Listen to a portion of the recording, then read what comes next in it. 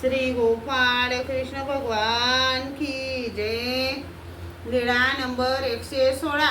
गोविंदाच्या शर्यत प्रसंगी सारंग पंडिताने केलेली स्तुती। एके दिवशी सर्वज्ञांना पूजावसर झाल्यानंतर सर्वज्ञ रामनाथाच्या देवळाकडे गेले। सोबत भक्तजन होते। सर्वज्ञ रामनाथाच्या देवळात बसले होते। सर्वज्ञ म्हणाले, या लकुमियाच्या बरोबरीने कोणी धावू शकणार नाही।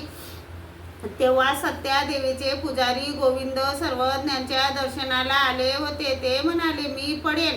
सर्वज्ञ म्हणाले, तुम्ही पडू शकणार नाही जी, मी बरोबरी करीन। मग सर्वज्ञांनी सिंह नारायण देवळाच्या कोपऱ्यापासून आम्हापर्यंत अशी पडण्याची मर्यादा सांगितली। मग दोघे पडाले। सिंह नारायण देवळाच्या कोपऱ्याला शिवून सर्वज्ञांकडे येत होते तेव्हा गोविंदाच्या पायाला खडा कुस्करला व ते पडले। गोविंद पडला म्हणून भक्तजन तेथे पडत गेले। सर्वज्ञ लगबगीने तेथे गेले।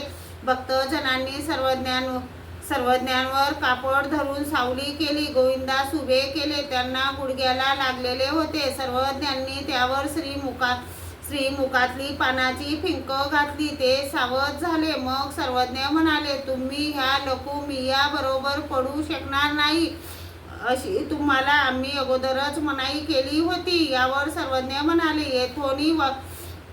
येथोनी वारिले ते न कीजे की। मग सर्वज्ञांनी सारंग पंडिताकडे पाहिले। सारंग पंडित म्हणाले, जी द्वापार युगात भीष्म शरपंजरी पडल्यावर त्यांना पाहण्यासाठी श्रीकृष्ण चक्रवर्ती यादवासहित गेले। तो राजेशाही थाटाचा सोहळा जसा मिरवला तसा आत्ताचा हा सोहळा होत आहे जी। सर्वज्ञ म्हणाले, काय हो पांड्या, काय पांडित्य करीत आहात नाही जी, योग्य तेच म्हणत आहे। मग सर्वज्ञ गुंफेकडे गेले। श्री गोपाळ कृष्ण भगवान